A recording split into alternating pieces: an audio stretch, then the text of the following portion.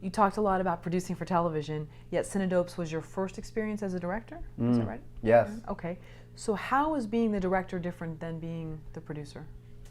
That's a great question. Let's see.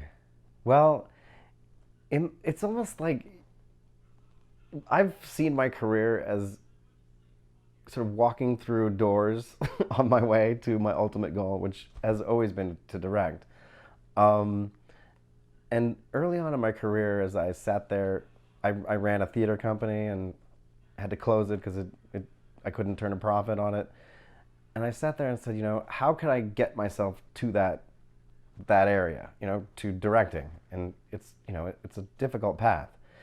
And I came up with the idea of, as I said in a previous answer, that I was going to learn everything that goes on, and then ultimately I would get to a point where I would be so valuable to a project that they would want all of my experience. They would give me the director job because they knew that in my hands I was going to deliver what I said I could deliver.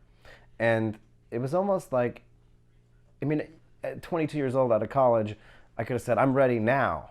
But there's no way I was ready. I didn't have even close to the amount of knowledge about the process that I do now. And so I started about the process, taking the one job that I thought I could do the best, which was working as a first AD. And I did my 400 days, I got in the DGA, and went through that whole process, made, I think I did 20-something features as a first AD. And I got to the point where I was like, okay, I've got this down, and I'm ready to take the next step. And the next step up from AD is UPM, Unit Production Manager. So I understood the world of the set. I understood, what time the grips had to show up to get the set, built and lit, what time the camera guys needed to start building their cameras. But I had no idea about the world of budgeting, scheduling, dealing with contracts, all of that stuff. So as I stepped through that door of being an AD and then into the world of being a UPM, a whole nother level opened up where it was like, okay, now I see what goes on in the office, and now I see, what a production coordinator is doing all day, and hiring everyone, and just the process of hiring every single person on the set.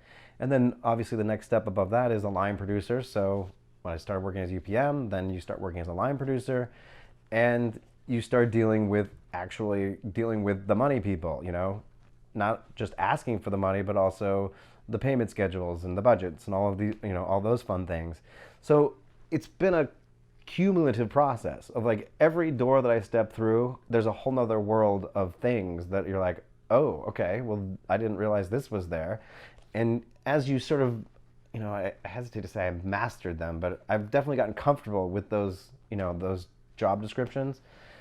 You add on the next level. So right. Going from AD to UPM to line producer to producer, and then getting back to the opportunity of being able to direct, when I was able to walk into this situation and say, look, I'm going to be able to deliver a show.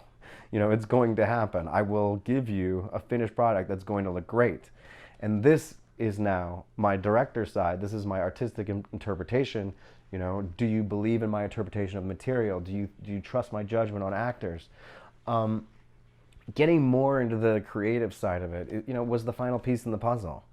So I guess the shorter answer to your question is the difference between producing and directing. I think, you as a director, you need to know all of those elements that you have as a producer, but you're given that creative input that is, for me, it's like, that was the final piece of the puzzle. It makes you feel whole in the process, that not only do I understand the business side of it and why these things happen, but I also have this creative side that I want to bring to it. And that's what sort of makes the project your own, where you're like, yep, that was, that's a film by me or a TV show by me. It's because you put that final creative stamp on it.